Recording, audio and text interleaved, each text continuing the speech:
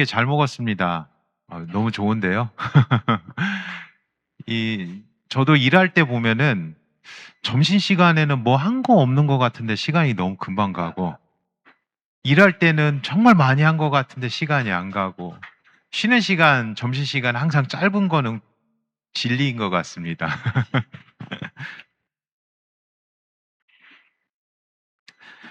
오전에 성경 연구의 실수들에서 이제 맥락, 배경 속에서 보지 않는 부분을 얘기를 했고요. 이어서 하나는 선입견으로 연구하는 것입니다. 여기 보면은 그 한 인물이 나와 있죠. 그런데 뭐라고 하고 있죠? 아주 잘 보이는구만 하는데 실상 어떤 상황이죠? 눈을 가리고 있잖아요. 근데 우리가 이거를 이미지로 보게 되면 참 말도 안 된다 하지만 우리가 실상 성경이나 무언가를 대할 때는 사람 대할 때 정확하게 이렇게 할 경우가 많이 있다라는 겁니다. 우리가 어떤 이미지나 고정된 생각을 갖고 있는 순간 그것을 떠올리고 그것에 맞춰서 보는 순간 그렇게 보일 수밖에 없어요. 오전에 제가 원래 강의할 때 한 분만 이렇게 잡고 한 놈만 패 있잖아요. 하는데 오늘은 형석 간사님이 형석 간사님을 범인으로 생각하기 시작하는 순간 뭘 해도 그렇게 의심스럽거든요. 동일하게 성경 본문을 볼 때도 이 본문은 어떤 본문이 하고 보면 모든 것이 그렇게 보이기 시작합니다.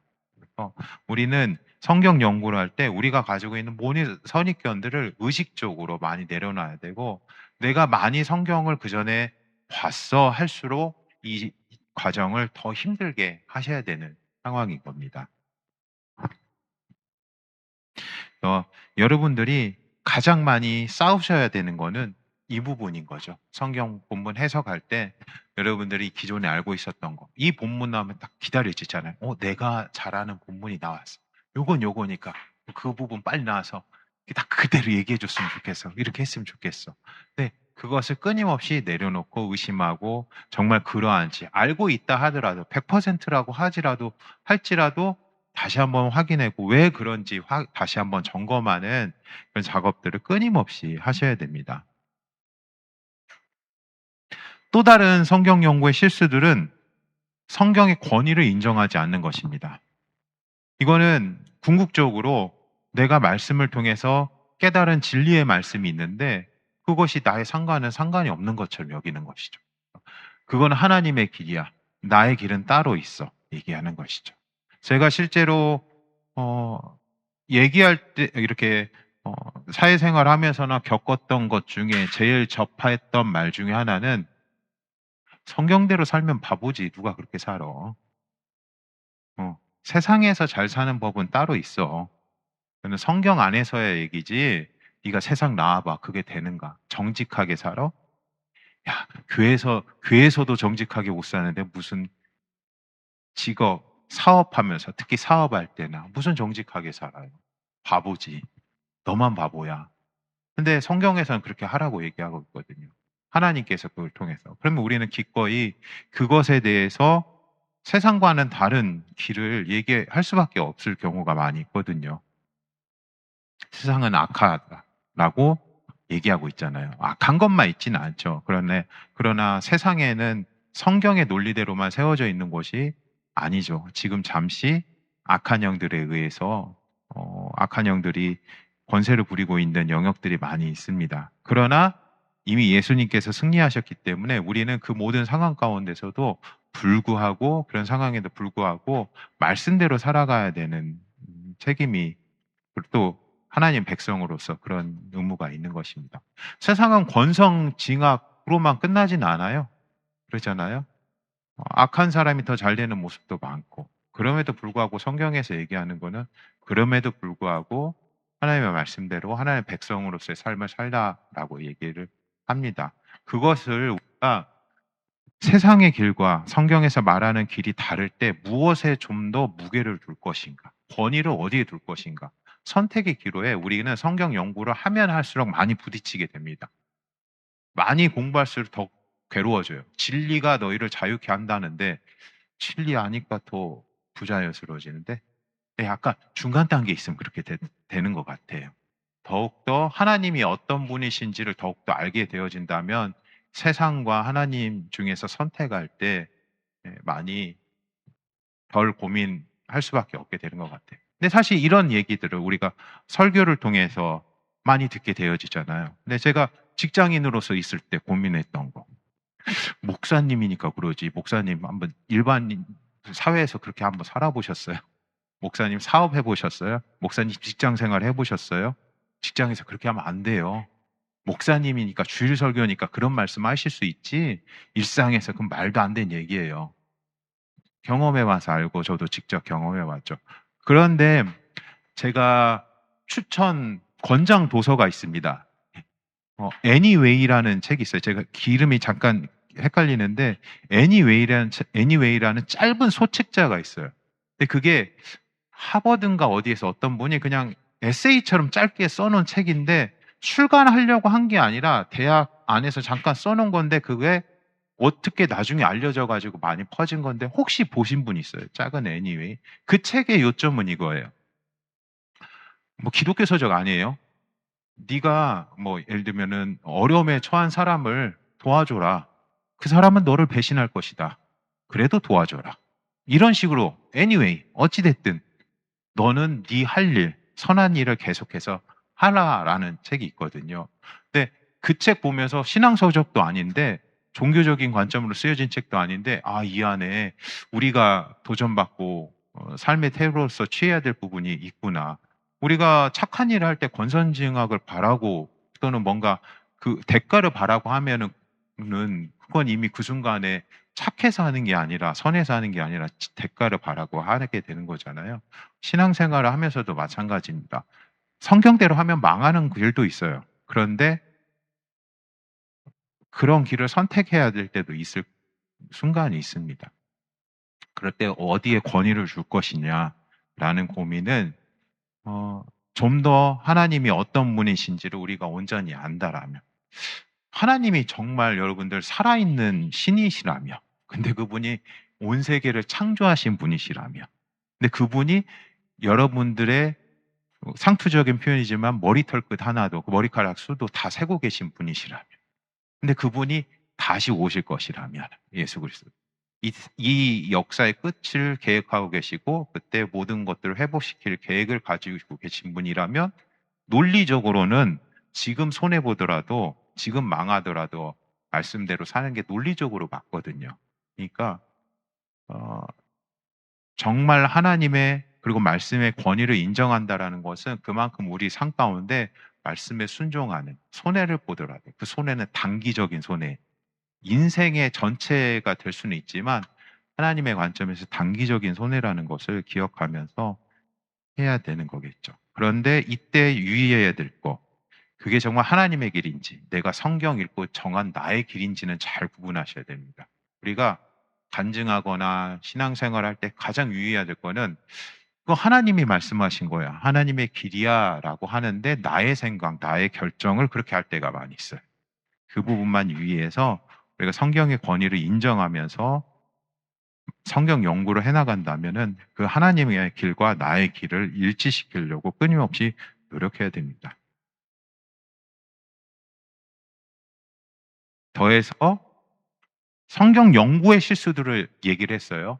이제는 SBS라는 기관 가운데 여러분들이 이 성경 연구를 하는 기관 가운데 가장 많이 저지르는 실수들입니다. 제가 10년 넘게 SBS 간사하면서 실제 경험을 토대로 만들어 놓은 거예요. 그래서 영상을 하나 보도록 하겠습니다. 우리 소리 나나요, 혹시? TV에서 나는 건가요? 네. 우린 강의 때 제일 신나는 시간 중에 하나가 영상 보는 시간이잖아요. 이 707 특수부대 훈련하는 모습을 담은 겁니다.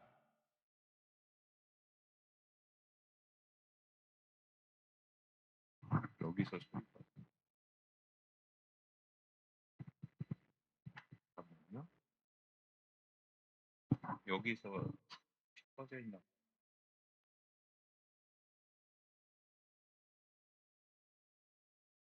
여기 LG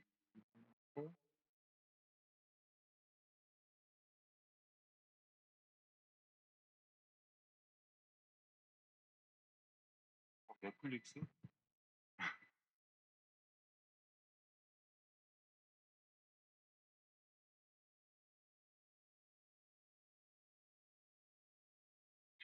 (707) 대원들은 이 모든 무기를 능숙하게 다룰 수 있다. 기동관 사격이라고 하면은 이제 작전 상황이 필요한가 언제 어디서 어떻게 맞을지 모르는 상황이고 근접 거리이기 때문에 멈춰서 사격을 할 경우에는 우리 또한도 이제 표적이 될 수 있어서 최대한 움직이면서 적을 빠르게 제압하고 또 그 내부를 신속하게 장악하기 위한 방법으로 기동관 사격을 많이 훈련하고 있습니다.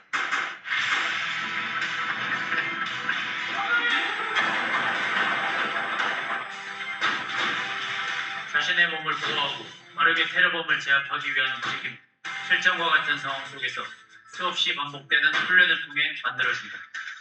항상 정확하게 총구가 서 있는 상태에서만 사격할 수 있는 게 아니고 둘다 사격을 한다던가 아니 나의 자세를 낮추거나 눕히거나 아니 무릎을 꿇는다거나 엎드리거나 그렇게 다양한 사격 자세를 통해서 이렇게 최적을 제압하는 훈련을 하는 거라고 생각하시면 됩니다.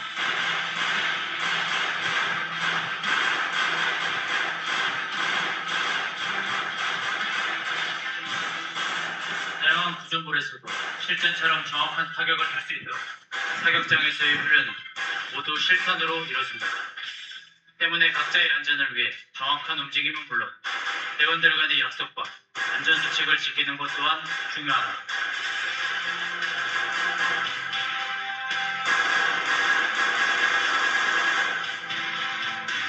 저희가 사격하는 방법이 워낙 다양하고 특히나 가지고 있는 개인이 휴대하고 있는 화기가 최소 3정에서 6정까지 다양한 화기를 보유하고 또 운영하다 보니까 그에 따른 맞게끔 상황에 따라서 화기를 조작하는 방법이나 그런 것들을 다 숙달하고 훈련해야 되는 부분이 있어서 아마 이제 초반에 전이 와서는 총기 숙달하는 부분이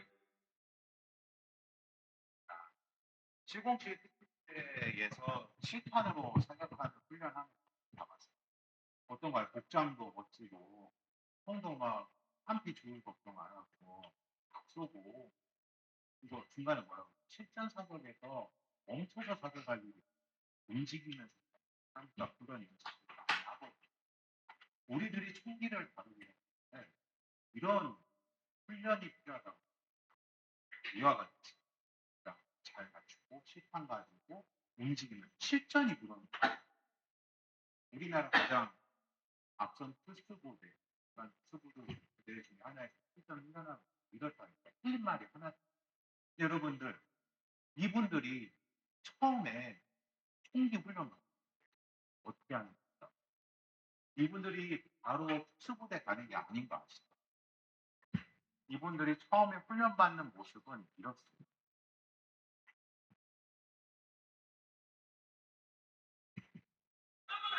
하는 것을 한 개의 동작으로 일치시켜가지고 각자 하는 것을 한 개의 동작으로 일치시켜서 할 수 있다. 알았어?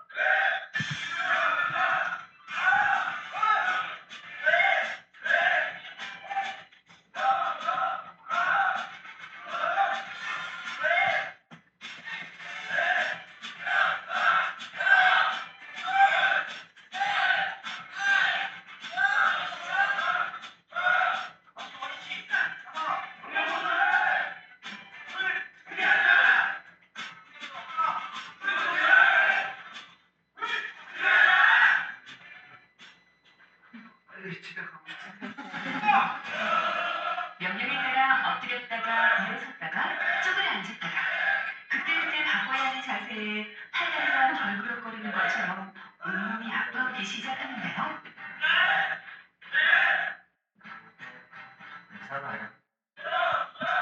그래서 이 훈련을 우스갯소리로 키가 나고 아리를 기고 이가 가린다고도 하랍니다.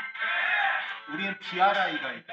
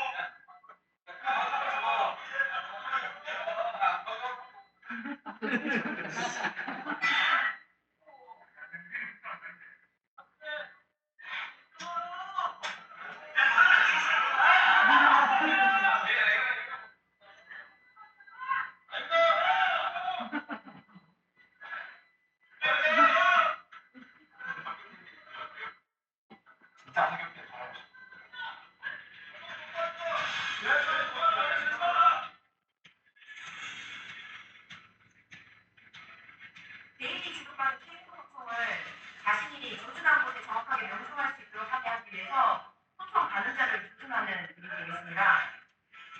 즐겁게 웃으며 연습하는 피아노님. 상어 앞에 서자 긴장된 표정.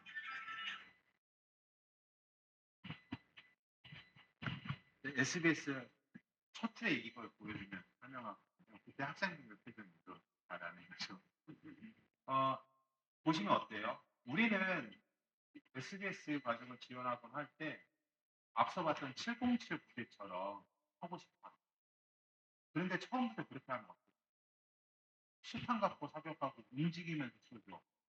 공룡 쏴요. 실패. 자신이 맞추죠. 두려워. 그래서 처음부터 그렇게 하는 경우는 그 어디에도 없습니다.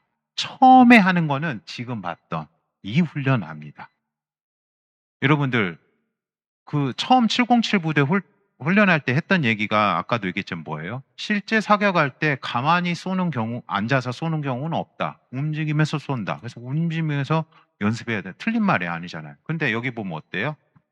하나, 둘, 셋 하고 쏘잖아요. 그럼 우리 전쟁 때 그러나요? 전쟁 때 적군 저기 있는데 하나, 둘, 셋 이렇게 하면서 하나요? 그렇게 안 하죠. 그리고 사격해야 되는데 여기다 바둑가 올려놓고 이렇게 쏘나요?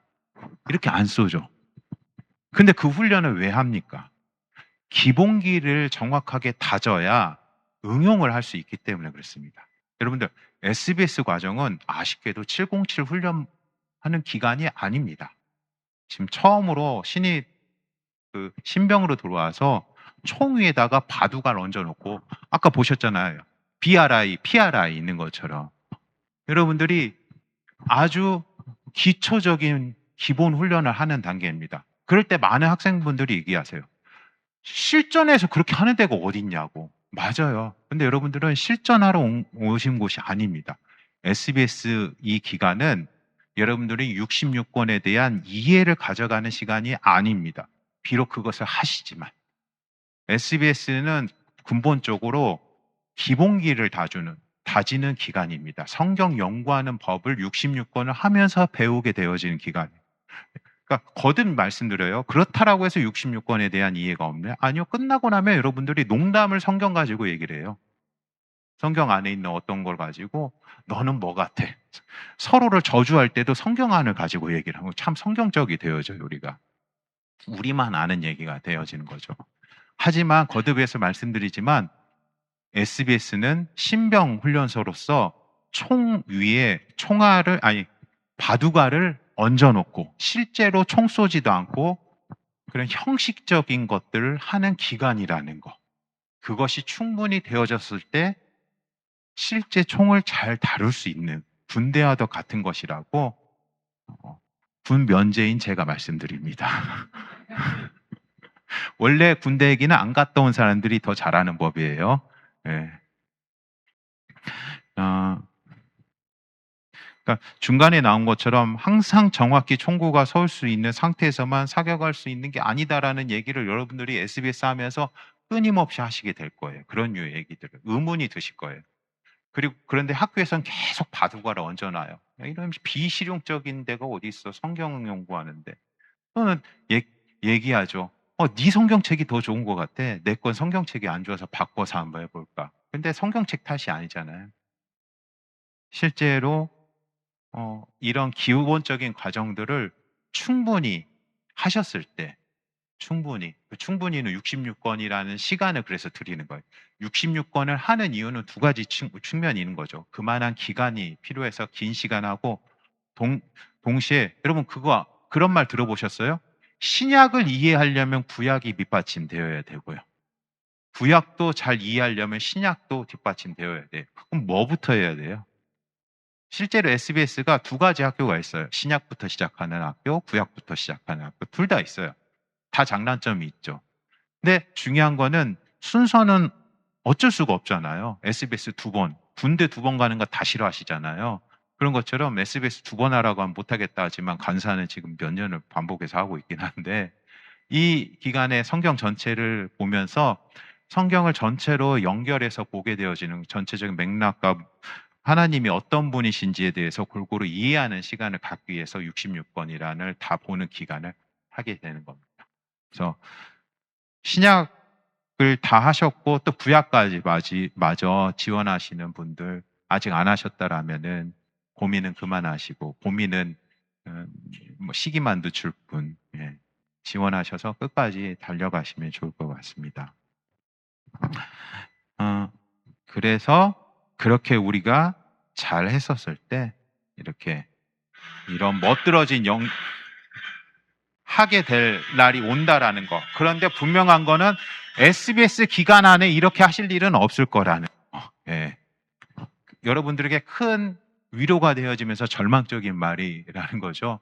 그런데 SBS는 그런 기간이라는 거를 생각하시고 하셨으면 좋겠습니다. 그래서 SBS는 어떤 거다? 수많은 스킬들을 익히는 기간인데 로딩이 필요하다. 익히기 위해서는. 그걸 항상 기억하시면 좋겠습니다.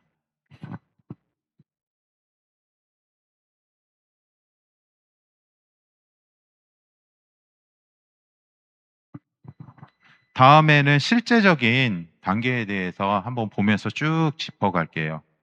거듭 질문 있으시면 하라고 하는데 앞에는 약간 개념적인 부분이라 없을 수 있는데, 이제 실제적인 단계를 밟아가면서 할 때 어떤 좋으니까 중간에 언제든지 질문하셔도 좋을 것 같아요. 성경 연구의 단계를 할 때 SBS는 과거에 5단계를 얘기했어요. 5단계는 뭐죠? 기도, 읽기, 관찰, 해석, 적용이에요. 이 5단계를 얘기하는데 학문적으로 말하자면 사실은 핵심은 3가지다. 관찰, 해석, 적용이다. 기도와 읽기는 모든 단계에 다 사용되는 것이다 라고 했습니다. 그 가치로서 첫 번째, 두 번째를 하다 보니까 5개를 얘기를 하게 되고, 또 5번 읽기라는 표현을 혹시 들어보셨나요? 네, 5번 읽기와 맞물려서 실제 해보면 5번은커녕 훨씬 많이 읽게 되어집니다. 근데 이 5단계라는 것은 익히기 좋게 또 표현한 상징적인 모습이죠. 또 하나는 이 12 과정이 있습니다. 사실 저 안에 표 보이죠? 저 계단처럼 돼 있는 거. 저것도 원래 제가 만든 거예요. 안에 있는 것들을. 근데 이 12단계로 돼 있는 거가 지금 SBS 전 세계적으로 많이 열리고 있는데, 대표적으로 저희가 하면서 참조했던 곳이 하와이 코나와 그다음에 미국의 몬타나, 그리고 영국 킹스라지 베이스, 3개가 가장 활발하게 되어지는 곳이어서 그런 자료들을 참조했는데, 저 12단계가 다 달라요. 실제적인 단계를 어떻게 표현하느냐에 따라서 조금씩 달라지는 거예요. 그래서 저 단계가 하나하나가 여러분들 익힐 때는 말씀드렸잖아요. 그 SBS 어느 지역이냐에 따라서 12단계 나누는 게 다르고, 제주 SBS도 저렇게 했었다가 지금은 약간 세분화해서 다르게 쓰고 있어요. 예를 들면 기도라는 단계를 1단계가 아니라 0단계로 뒀어요. 전체에 쓰는 걸로.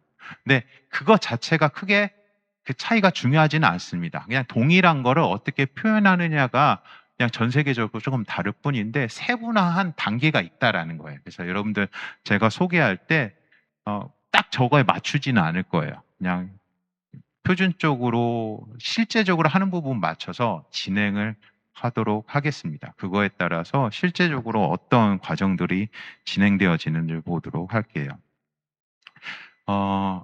무엇보다 다시 말씀드린 것처럼 여기 기도가 여기서 시작돼서 전체에 있는데, 모든 단계 가운데 기도가 필요합니다. 기도가 필요하다는 말은 우리 성도들에게 있어서는 약간 상투적인 말이죠. 항상 모든 것에 말씀과 기도로 모든 다. 이 하는 데 있어서 성경을 연구하는 데 있어서 기도가 중요한 이유는 성경을 누가 썼기 때문이죠? 원저자는 하나님이 쓰셨잖아요. 성령님을 통해서. 기도를 한다라는 거는 원저자를 우리가 초청해서 원저자 특강을 듣고자 하는 것입니다.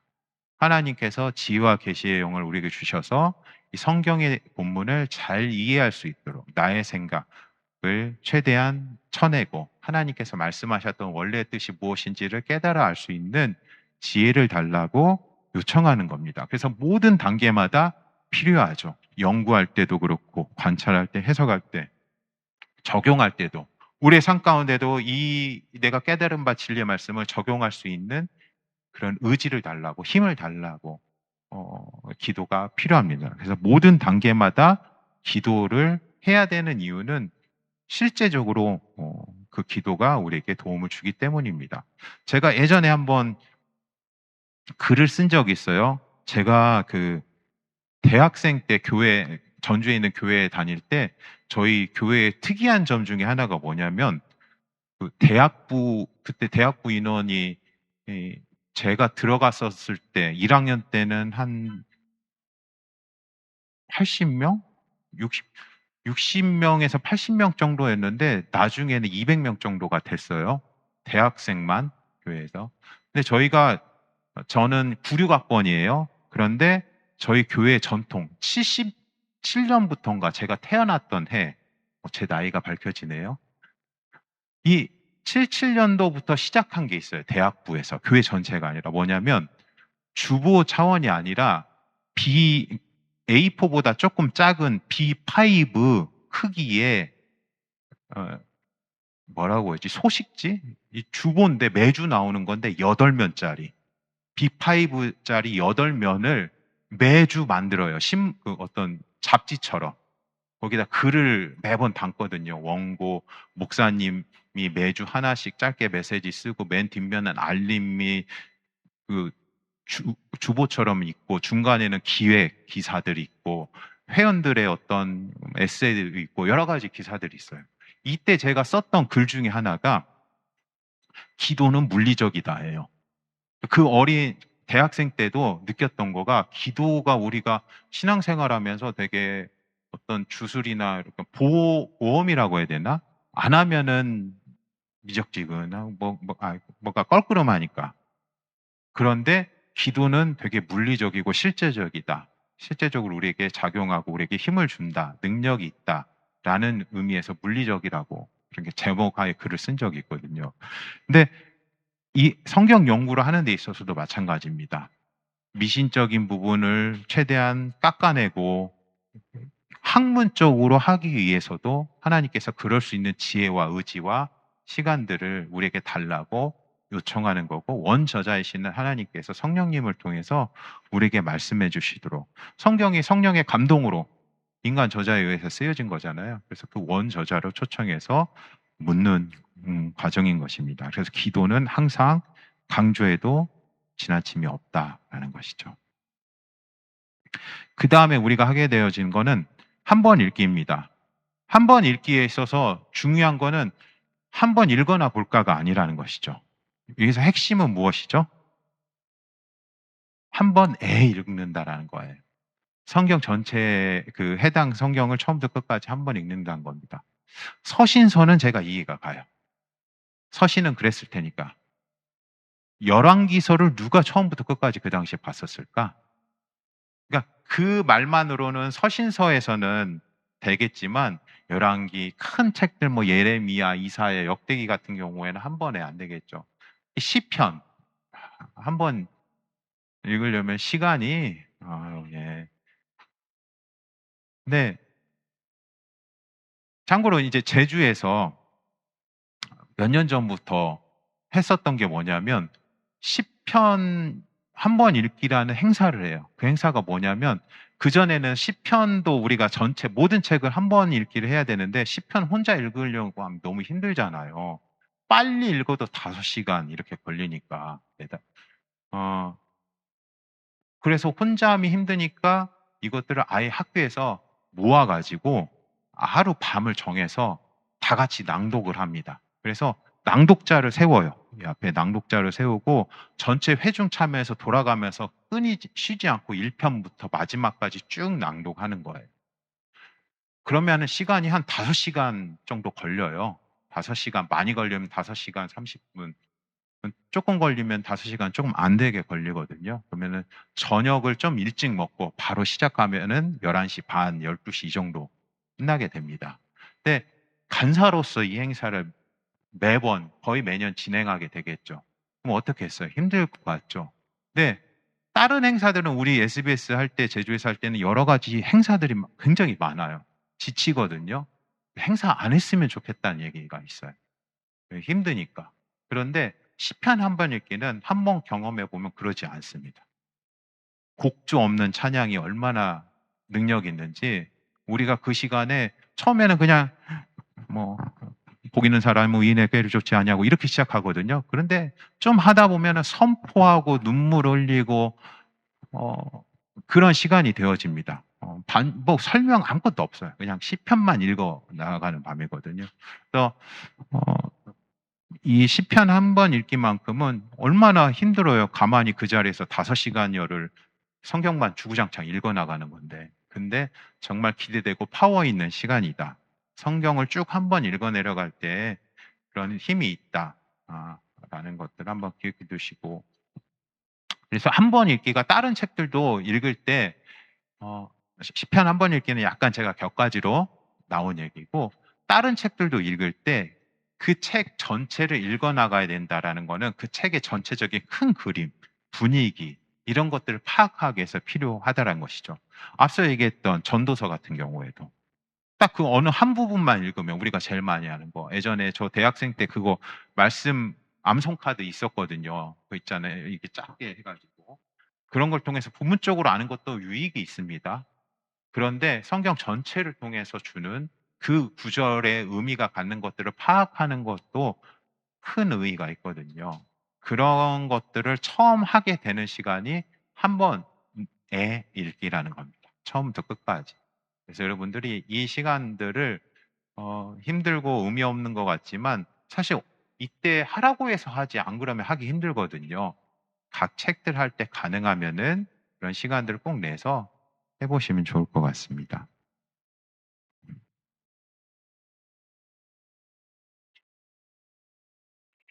컬러 코딩입니다. 컬러 코딩을 하실 때 컬러 코딩도 하시나요? 네, 컬러 코딩도 하시는데 주로 어떻게 실제적으로 정해준 게 있나요? 혹시 학교에서 뭐에 색칠하라고 딱 그것만 하라고 하나요? 아니면 알아서 하도록 하나요? 네네. 네네네. 컬러 코딩을 하라고 하면 이제 이것도 컬러 코딩이 따로 답이 있는 건 아니에요. 그래서 개인이 할 수 있는 것이 되게 많고 그래서 어떤 사람은 5가지 색상으로 하는 사람도 있고 어떤 사람은 24 색상으로 하기도 하고 합니다. 여러분들 근데 제가 이 컬러 코딩에서 우리가 파가 나뉘어요. 제일 많은 파는 색연필파예요. 대부분 색연필로 해요. 근데 저는 아주 극소수인 형광펜파입니다. 네. 형광펜으로 하면은 제일 꺼려하는 게 뒤에 비쳐서 안 하잖아요. 그래서 꺼려하시잖아요. 그래서 제가 추천드리는 거는 이 업체로부터 돈 받지는 않았습니다. 스테들러 독일 브랜드죠. 스테들러의 그 네모난 형광펜 있어요. 근데 그게 가장 뒤에 덜 비쳐요. 네. 그래서 그걸로 저는 학생 때부터 했는데 하니까 좋은 점은 색연필로 하면은 이렇게 하면 안 돼요. 최소한 이 정도는 해야 되거든요. 근데 스테들러 그 형광펜은 한 번 하면 끝이에요. 굉장한 메리트입니다, 여러분. 그리고 하나만 해놓고 보면 뒤에 비쳐 보여서 역시 비쳐 보이네. 색연필만큼 안 비칠 수는 없어요. 그런데 앞뒤로 다 하면 그게 워낙 진하니까 신경이 안 쓰이고 딱 칠한 것만 보입니다. 다른 형광펜은 안 그래요. 뭐 지브라, 일본 유명한 이런 거는 다 뒤에 많이 비치는데 스테들러 이 영상을 꼭 스테들러사에 보내주시길 바랍니다. 네. 이 추천드립니다. 근데 이 할 때 제가 근데 이건 선택의 영역인데 겉면 드리는 건 처음에 할 때 많은 색상 하지 마세요. 헷갈려요. 이만 뭔가 다른 거 보신 거 아니에요? 개당 1,000 얼마예요? 예. 예. 아니에요. 제가 겉면 드리는 건 5개 이하로 하시라는 거예요. 색상 많이 하잖아요. 나중에 보면 어떠냐면 이게 핑크색이야, 분홍색이야, 빨간색이야 이래요. 주황색이야, 빨간색이야, 뭐야 이래요. 그래서 많이 하면 헷갈려요. 컬러 코딩 하는 이유는 뭐예요? 한눈에 보기 좋게. 저 열왕 도표 보세요. 아직 보는 방법 안 배우셨죠? 딱 보면은 저 위에 붉은색은 북이스라엘이고 밑에는 파란색은 남유다예요. 왕조 이름이에요. 그리고 맨 앞에 사울 다윗은 어때요? 공통이잖아요. 남북 안 나는. 그러니까 합쳐졌으니까 보라색이겠죠. 그리고 색깔 보면 딱 아는 게 저기서 북이스라엘에서 보시면은 제가 너무 스포하나요? 색깔이 짙어져서 옅게 가죠. 그게 그냥 이쁘게 하려고 한 게 아니라 짙어지는 부분이 새로운 왕조가 시작되는 거예요. 가문이 새로 그 왕의 가문이 여러 번 바뀌어서 저렇게 알록달록하게 돼 있어요. 밑에 남유다는 보시면은 저기도 나와 있는데 보면은 저기 색깔이 약간 파란색이지만 하늘색이 있고 남색이 있잖아요. 남색은 선한 왕이라고 열왕기에서 평화하는 왕들이에요. 그러면 하늘색은 나쁜 왕. 예. 그렇게 구분이 돼 있는데 어때? 알고 보면 딱 눈에 들어오죠. 근데 저 색이 막 12가지로 돼 있다고 해보세요. 그러면 본인도 헷갈려요. 본인이 해놓고. 내가 이걸 뭔 색깔로 했더라? 그래서 제가 권하는 거는 조금으로 시작하시면 되고 많이 해도 결국은 조금 그렇게 많이 안 쓴다. 그래서 저는 근데 이렇게 했을 때 문제가 뭐냐면 표현되는 게 되게 적다라는 거예요. 저는 하나님, 인물, 장소, 시간만 해요. 반복은 책마다 중요 반복은 책마다 그냥 필요할 경우에 하는 거고 과제하는 단계 처음에서는 중요도 안 합니다. 반복도 안 하고요.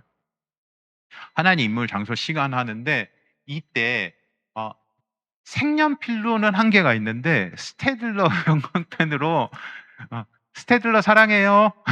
카메라 어디 있지? 스테들러 형광펜으로 했을 때 가장 큰 장점 이렇게 된다라는 거예요. 인물은 다 보라색이에요. 그런데 쓰는 사람에는 내가 이렇게 해놓고 대명사에는 밑줄로 처음에는 인물로만 했어요. 사람 이름으로만 이렇게 안 하셔도 돼요. 근데 이렇게 구분해서 하려고 저는 보면 성령님은 우리를 감싸고 계시니까 사각형, 예수님은 십자가, 하나님 여기 아버지를 제가 했는데 저 추천하는 거는 이런 거 안 하는 거예요. 그냥 정말 고유명사만 하는 거죠. 하나님이면은 여기 하나님이 이렇게 칠해서. 근데 이렇게 놓고 보면은 몇 개 할 때는 힘든데 그리고 뭘 효용성 가치가 별로 없어 보이는데 나중에 이 성경책이 저 학생 때 한 게 있거든요. 성경책을 그렇게 바꾸고 싶어도 못 바꾸는 이유가 군대 2번 가지 못 하겠거든요. 이미 다 돼 있는 성경책인데 이걸 바꾸기가 너무 힘들어요. 각 책마다 할 때는 어떻게 하냐면 저는 아이패드를 활용하거나 프린트해서 강의 준비할 때 새로 한다고 했잖아요. 그때는 따로 해요. 성경책에도 하는 게 아니라. 그러다 보니까 66권이 다 컬러 코딩 돼 있는 건 학생 때 한 거밖에 없거든요. 못 바꾸겠어요. 그래서 컬러 코딩 할 때 너무 많은 욕심을 갖고 하지 마시고 저걸로도 충분합니다. 사도행전 같은 경우 어느 특정 지역에 갔을 때 무슨 일이 나오는지 누가 나오는지 할 때 그냥 그 색깔만 보면 이것도 복잡한 거예요. 모양 이렇게 하면 그냥 대명사도 하지 마시고 하나님도 하나님 아버지 그러면 어떨 때는 아버지가 그 하나님인지 아니면 예수님 주 했을 때 예수님을 말하는 건지 하나님을 말하는 건지 헷갈릴 때 있고 이제 여러분들 구약하시게 되면 제일 많이 헷갈리는 거 이스라엘 지명으로 칠해야 돼요 인명으로 칠해야 돼요. 이스라엘아 했었을 때 민족에 대해서 얘기할 때 여기가 지금 그리고 선지서 가면은 비유적으로 많이 쓰거든요. 에브라임아 그럼 이게 에브라임 지파의 땅을 말하는 건지, 에브라임 진짜 그 개인을 말하는 건지, 북이스라엘을 상징적으로 말하는 건지 너무 헷갈려요. 그럴 때는 어떻게 하시라? 그냥 정하세요. 일관되게만. 그냥 사람 이름으로 나오면 난 그냥 무조건 사람 이름을 칠하겠어 하시던가. 답이 없거든요. 상황마다 달라서. 너무 고민하지 마시라. 그래서 이 컬러 코딩은 뇌 빼고 하시는 게 좋다. 기계적으로. 그 후에 할 때 좋다는 거죠. 저는 컬러 코딩에서 되게 유익이 있었던 거는 창세기였어요. 대표적인 예 중에 하나가.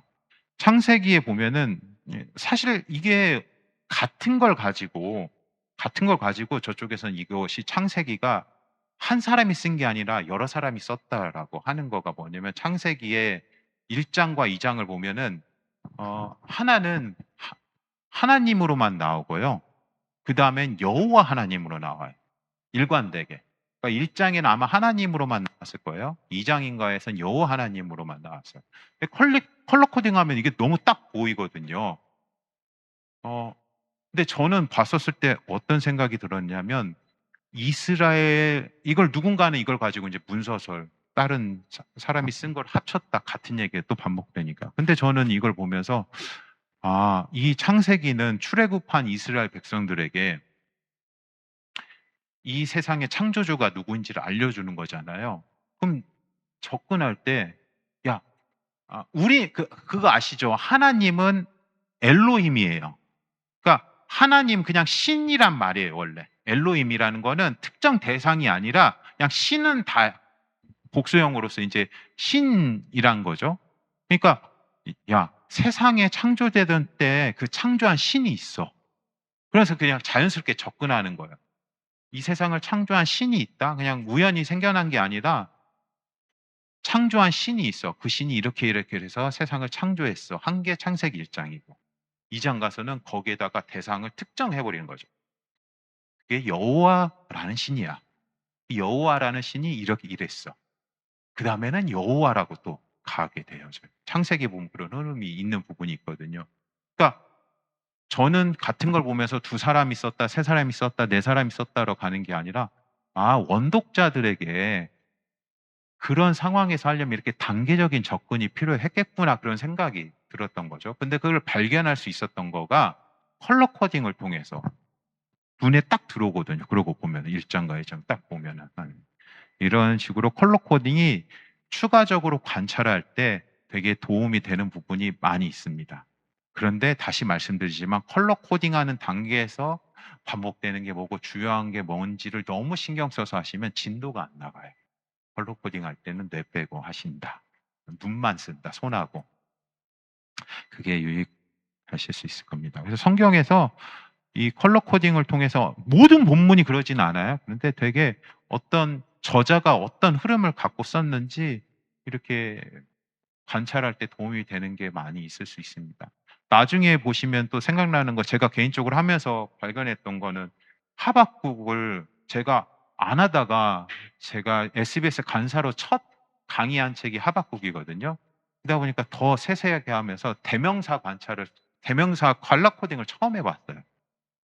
학생 때는 안 하다가 언제 여러분 성경에서 여러분 중에 혹시 대명사 컬러 코딩 하시는 분 있어요? 그럴 생각이랑 마시고 얼른 접으시길 바랍니다. 너무 힘들어요. 학교의 방침이 목포의 방침이 어떨지는 모르겠지만 저는 개인적으로 너무 힘들다라는 걸 말씀드립니다. 그런데 하박국을 대명사 컬러 코딩하다 보니까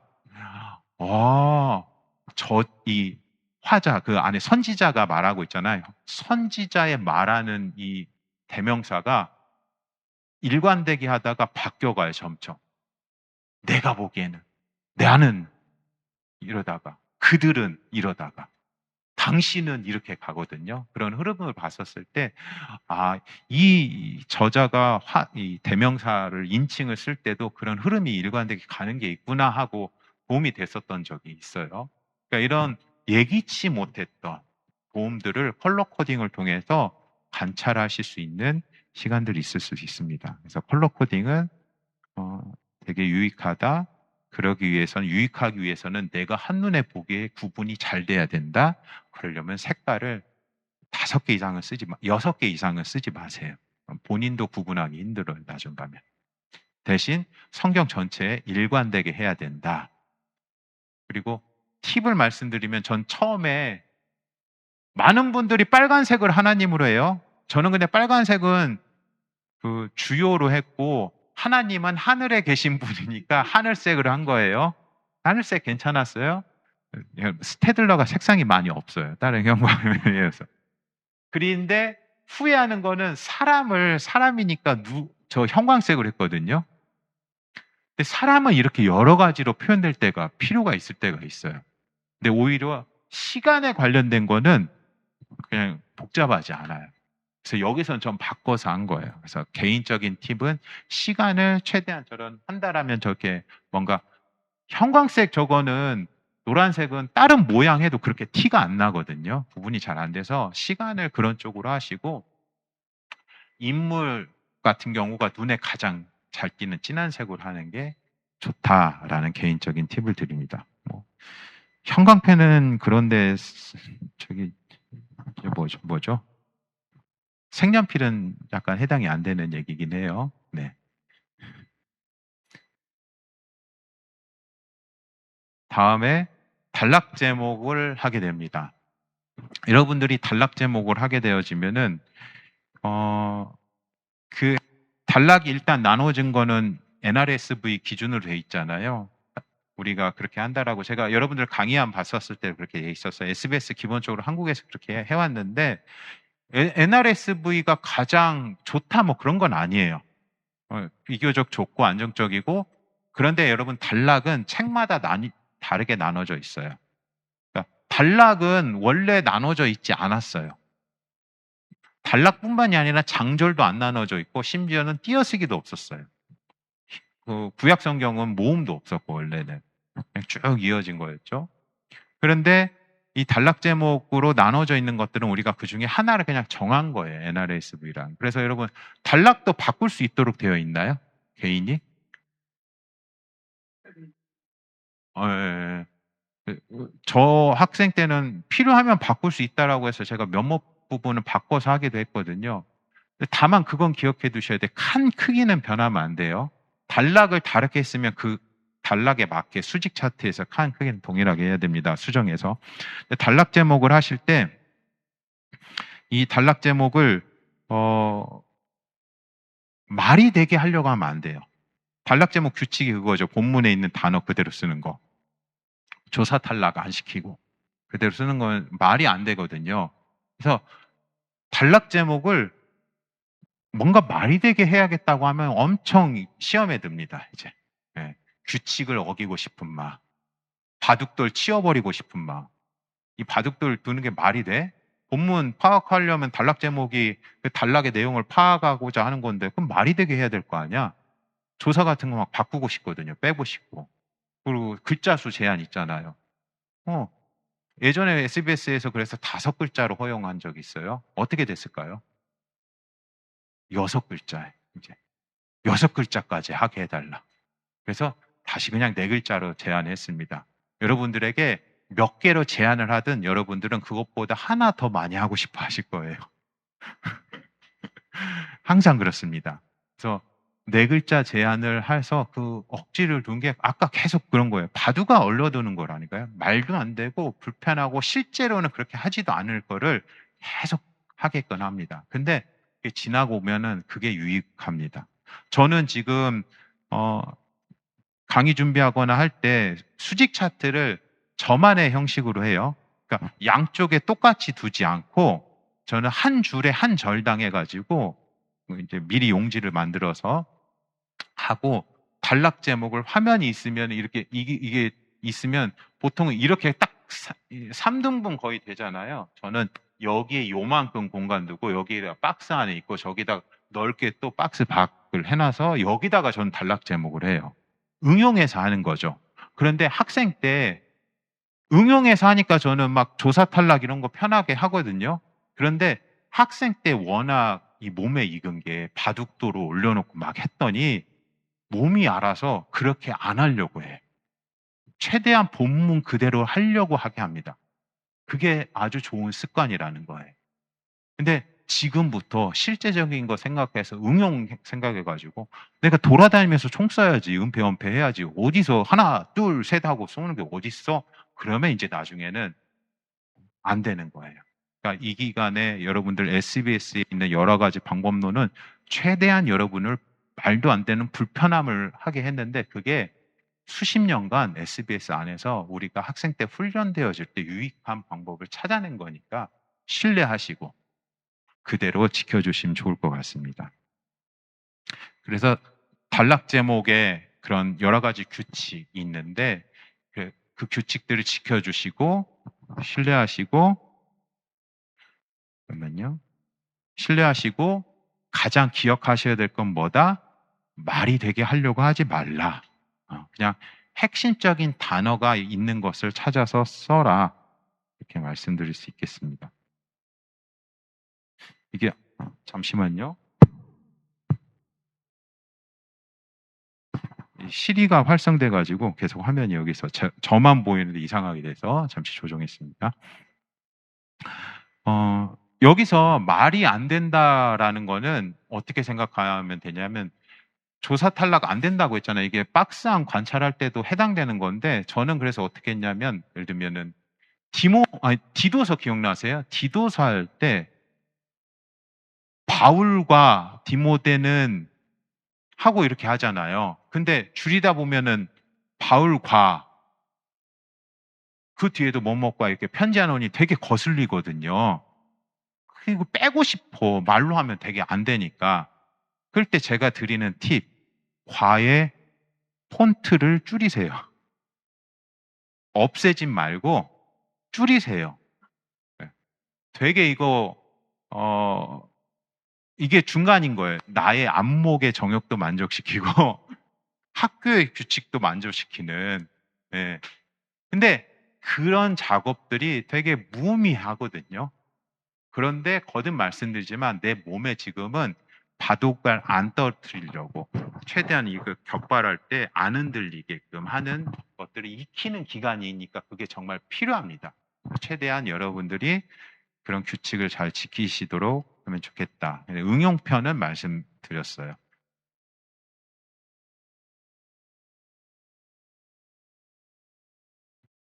단락 제목 가지고도 학교에서 여러 가지 시도를 해본 적이 있습니다. 조사 탈락해서 하게 한 적도 있어요. 근데 결국은 해보니까 아니, 그냥 쓰는 게 낫다라는, 유익하다는 결론을 얻어서 지금도 매텀 학생들이 불평불만해요. 그 좀 말이 안 되지 않느냐. 학교로서는 다 시도해봤는데 결론적으로는 그냥 이렇게 일반적으로 제안하는 것처럼 따라주시는 게 결과적으로는 가장 유익하다라는 경험적 결론을 가지고 있습니다.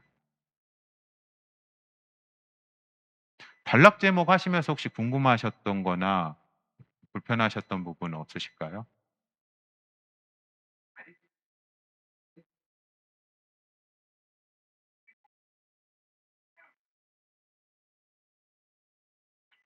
네.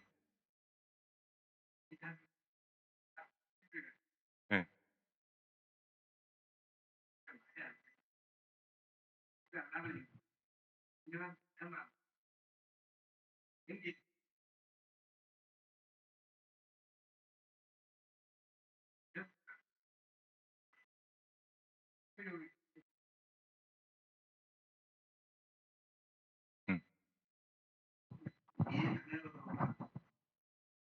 음. 그래서 아까도 말씀드렸지만 이거 할 때 제일 큰 전제가 말이 되어야 된다라고 생각하면은 그 개념이 올 수밖에 없어요. 그런데 하다 보면은 6개로도 안 될 때가 많이 있거든요. 네. 조사도 떼야 돼요.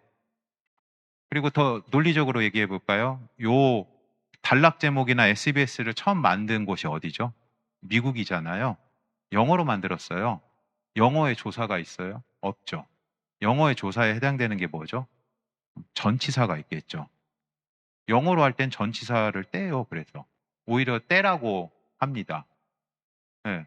전치사 생략하는 게 일반적으로 그런 제목 만드는 신문 기사 타이틀 만들 때 하는 팁이에요. 근데 그래서 영어로 했을 때는 그렇게 떼고 해도 많이 말이 되거든요. 근데 한국어여서 가장 어려운 점이 이 부분이에요. 조사가 붙어 있거든. 뗄 수가 없거든. 그럼 영어 개념으로 해놓으면은 빼고 하면 될 것 같아. 실제적으로 어떤 문제가 있냐면 조사가 있고 어미가 있어요. 그러니까 어미는 이걸 명사에다 붙여서 동사를 만들어 준다거나 시제를 나타내 주거나 이래거든요. 근데 조사와 어미를 우리가 구분하는 게 어려워요.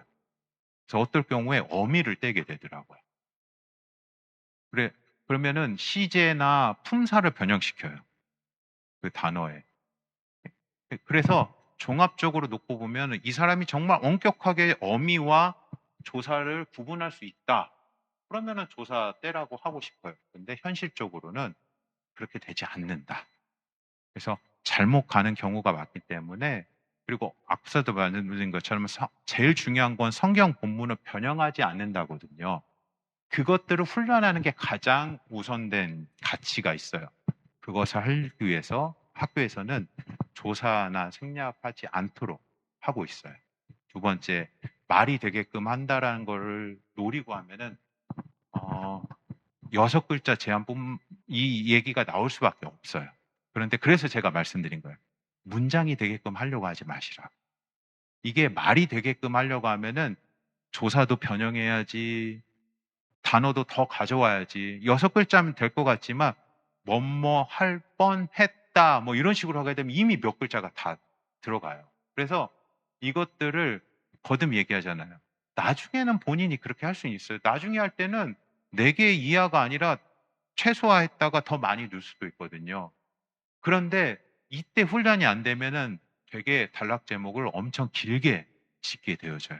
근데 이 기간에 4개라는 말도 안 되는 것처럼 보이는 제한을 두고 내가 스스로 거기에 익혀 있었을 때 나중에 자유롭게 하라고 해도 최소한으로 만들 수밖에 없게 되는, 몸에 쌓이는 시간인 거예요. 그래서 말이 되게끔 하는 것들을 하려고 하지 말고 그냥 제일 핵심적인 단어를 끄집어내서 그냥 논다라고 생각하셔야 돼요. 말을 만들려고 하시면 안 돼요. 실제 했었다니까 다 6개 하더라고요. 7개 하고. 그리고 6개 해도 더 안 될 때가 있어요. 네.